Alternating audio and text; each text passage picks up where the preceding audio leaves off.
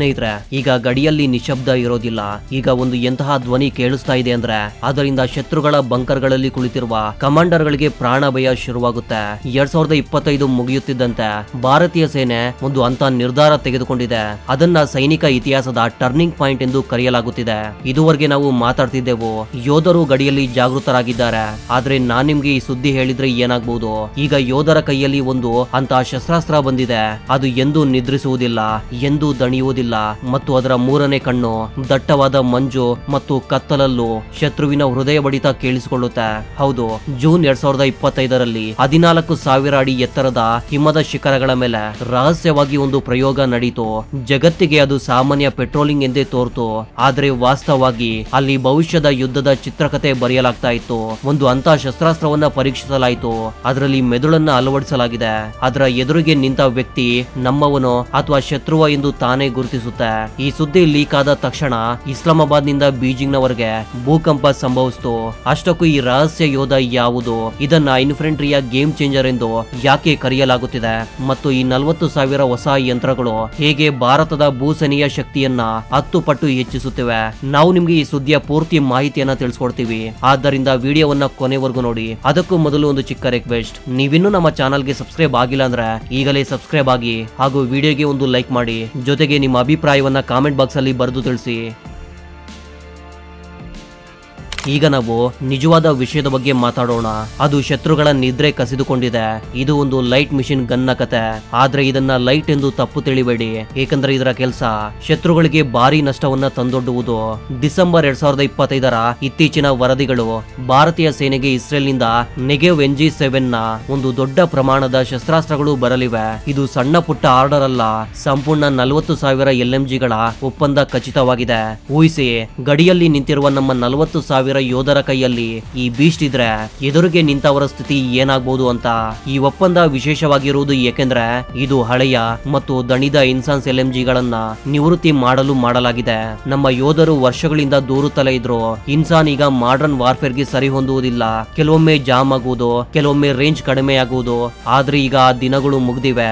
Israel ನ weapon industry ದೃಢಪಡಿಸಿದೆ. 2026ರ ಆರಂಭದಿಂದಲೇ ಈ 40,000 ಗನ್ಗಳ delivery ತುಂಬಾನೇ ವೇಗವಾಗಿ ಆರಂಭವಾಗುತ್ತೆ.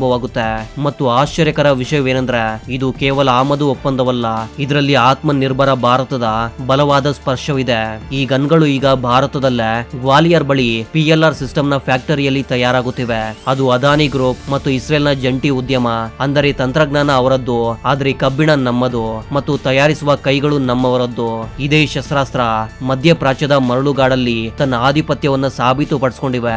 ಇಸ್ರೇಲಿ ಸೇನೆ ಈ ನಂಬಿಕೆಯ ಸ್ನೇಹಿತನನ್ನ ತಗೊಂಡು ಗಾಜಾದ ಬೀದಿಗಳಲ್ಲಿ ಇಳಿಯುತ್ತೆ ಮತ್ತು ಈಗ ಇದೇ ನಂಬಿಕಸ್ಥ ಸ್ನೇಹಿತ ಕಾಶ್ಮೀರದ ಕಣಿವೆಗಳಲ್ಲಿ ಮತ್ತು ಲಡಾಖ್ ಪರ್ವತಗಳಲ್ಲಿ ಭಾರತೀಯ ಸೇನೆಯ ವಜ್ರವಾಗಲಿದೆ. ಪಾಕಿಸ್ತಾನದ ಉಗ್ರರು ಒಳನುಗ್ಗುವ ಯೋಜನೆಯಲ್ಲಿದ್ದಾರೆ. ಅವರಿಗೆ ಇದ್ರ ಬಗ್ಗೆ ಗೊತ್ತಿಲ್ಲ ಅನ್ಸುತ್ತೆ. ಎದುರಿಗೆ ನಿಂತಿರುವ ಯೋಧನ ಬಳಿ ಈಗ ಹಳೆಯ ಗನ್ ಅಲ್ಲ, ಬದಲಾಗಿ ಇಸ್ರೇಲ್ ನ ಮಾಸ್ಟರ್ ಪೀಸ್ ಇದೆ. ಅದು 1 ಸೆಕೆಂಡ್ ತಡ ಮಾಡದೆ ಅವರನ್ನ ಪರಲೋಕಕ್ಕೆ ಕಳಿಸುತ್ತೆ. ಈ ಒಪ್ಪಂದ ಕೇವಲ ಶಸ್ತ್ರಾಸ್ತ್ರಗಳ ಖರೀದಿಯಲ್ಲ, ಇದು ಒಂದು ಸಂಕೇತ. ಭಾರತ ಈಗ ಜುಗಾಡ್ನಿಂದ ಅಲ್ಲ, ಜಗತ್ತಿನ ಅತ್ಯುತ್ತಮ ತಂತ್ರಜ್ಞಾನದಿಂದ ತನ್ನ ಗಡಿಗಳ ರಕ್ಷಣೆ ಮಾಡುತ್ತೆ. ಈಗ ಸ್ವಲ್ಪ ಈ ರಾಕ್ಷಸನ ಒಳಗೆ ಏನಿದೆ ಅಂತ ನೋಡೋಣ ಬನ್ನಿ. ಅಷ್ಟಕ್ಕೂ ಇದರಲ್ಲಿ ಏನು ವಿಶೇಷವಿದೆ? ಅದು ಇದನ್ನ ಜಗತ್ತಿನ ಅತ್ಯಂತ ಅಪಾಯಕಾರಿ LMG ಆಗಿಸ್ತಾ ಇದೆ. ಮೊದಲು ಇದರ ಹಸಿವಿನ ಬಗ್ಗೆ ಮಾತಾಡೋಣ. ಈ ಗನ್ 7.62x51 mm ಗುಂಡುಗಳನ್ನ ತಿನ್ನುತ್ತೆ.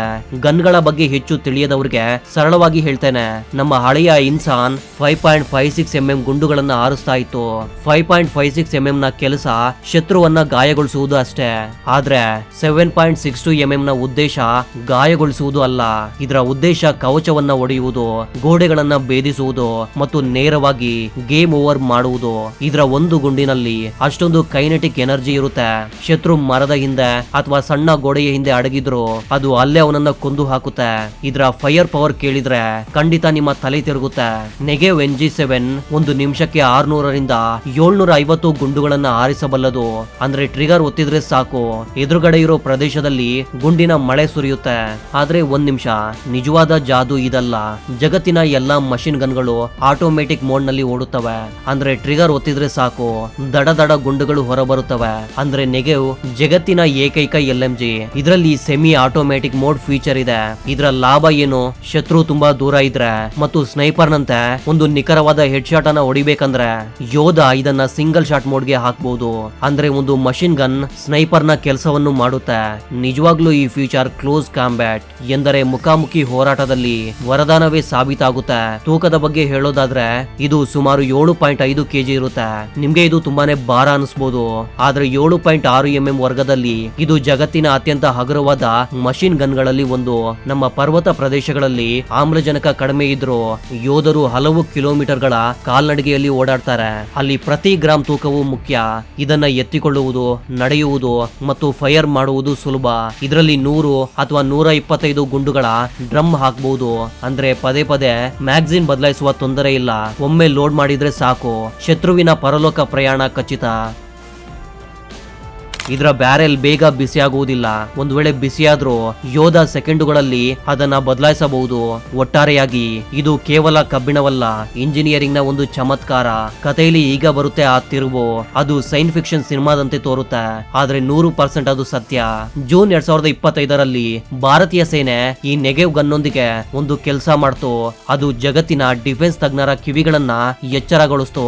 ಡೆಹ್ರಾಡೂನ್ ನ ಒಂದು ಕಂಪನಿ ಮತ್ತು ಸೇನೆ ಸೇರಿ ನೆಗೆವ್ NG7 ಸ್ಮಾರ್ಟ್ ಗನ್ ಆಗಿ ಬದಲಾಯಿಸಿದ್ರು. ಅವರು ಇದರ ಮೇಲೆ AI ಅಂದ್ರೆ ಆರ್ಟಿಫಿಷಿಯಲ್ ಇಂಟೆಲಿಜೆನ್ಸ್ ನ ಸಿಸ್ಟಮ್ ಅನ್ನ ಅಳವಡಿಸಿದ್ರು ಮತ್ತು ಅದನ್ನ 14,000 ಅಡಿ ಎತ್ತರದಲ್ಲಿ ಪರೀಕ್ಷಿಸಿದ್ರು. ಊಹಿಸಿ, ದಟ್ಟವಾದ ಮಂಜು, ವಿಸಿಬಿಲಿಟಿ ಶೂನ್ಯ. ಯೋಧನಿಗೆ ತನ್ನ ಬೆತ್ತಲೆ ಕಣ್ಣುಗಳಿಂದ ಏನೂ ಕಾಣುವುದಿಲ್ಲ, ಆದ್ರೆ ಅವನ ಕೈಯಲ್ಲಿರುವ ಗನ್ನ ಮೇಲೆ ಅಳವಡಿಸಿರುವ AI ಸಿಸ್ಟಮ್ ಎಲ್ಲವನ್ನ ನೋಡುತ್ತಿದೆ. ಈ ಸಿಸ್ಟಮ್ ನಲ್ಲಿ ಥರ್ಮಲ್ ಇಮೇಜಿಂಗ್ ಮತ್ತು ಅಂತ ಸೆನ್ಸಾರ್ಗಳಿವೆ. ಅವು ಶತ್ರುವಿನ ದೇಹದ ಉಷ್ಣತೆಯನ್ನ ಹಿಡಿಯುತ್ತೆ. ಈ ಸಿಸ್ಟಮ್ ಸ್ವತಃ ಪತ್ತೆ ಮಾಡುತ್ತೆ ಮತ್ತು ಯೋಧನಿಗೆ ಎಚ್ಚರಿಕೆ ನೀಡುತ್ತೆ.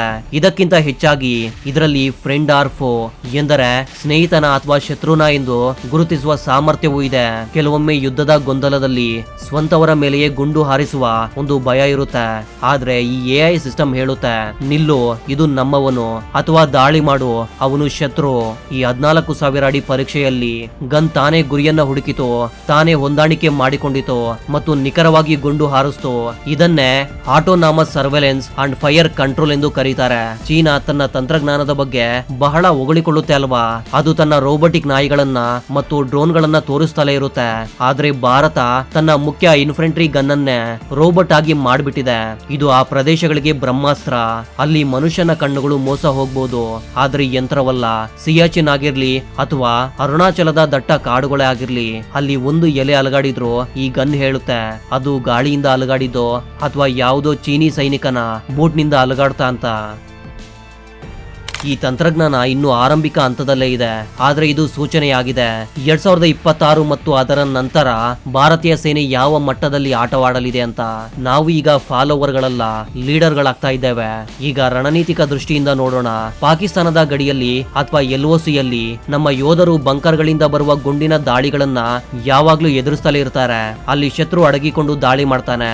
ನೆಗೆವ್ NG7 ನ ರೇಂಜ್ ಮತ್ತು ಪೆನಿಟ್ರೇಷನ್ ನ ಸಾಮರ್ಥ್ಯ ಅತ್ಯಂತ ಭಯಾನಕವಾಗಿದ್ದು ಅದು ಶತ್ರುವಿನ ಬಂಕರ್ ಗಳನ್ನ ಧ್ವಂಸ ಮಾಡಬಲ್ಲದು.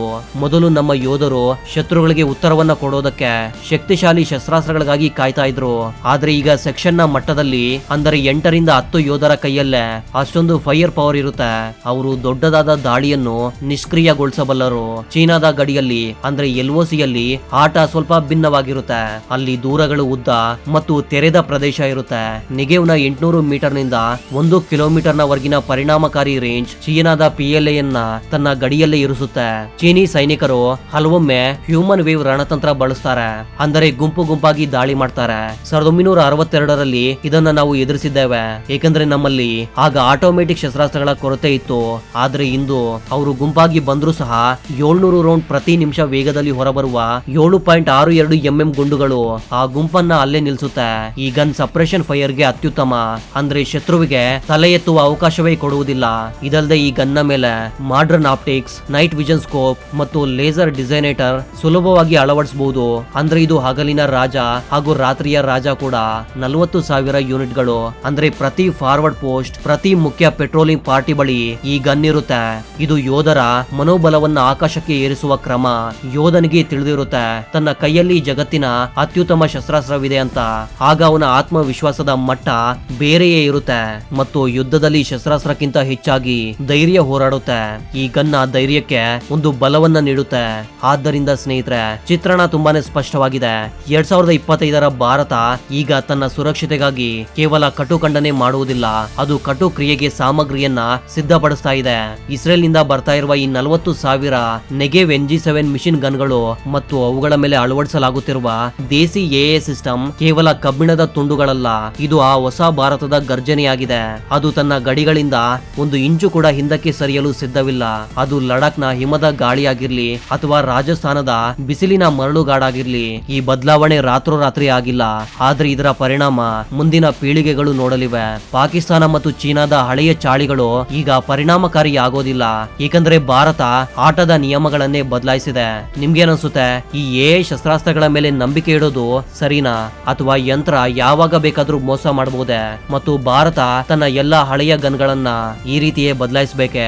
ನಿಮ್ಮ ಅಭಿಪ್ರಾಯವನ್ನ ಕೆಳಗಡೆ ಕಾಮೆಂಟ್ ಬಾಕ್ಸ್ ಅಲ್ಲಿ ತಿಳಿಸಿ. ನಾವು ಪ್ರತಿ ಕಾಮೆಂಟ್ ಅನ್ನ ಓದ್ತೀವಿ. ಹಾಗೂ ವಿಡಿಯೋಗೆ ಲೈಕ್ ಮಾಡಿ.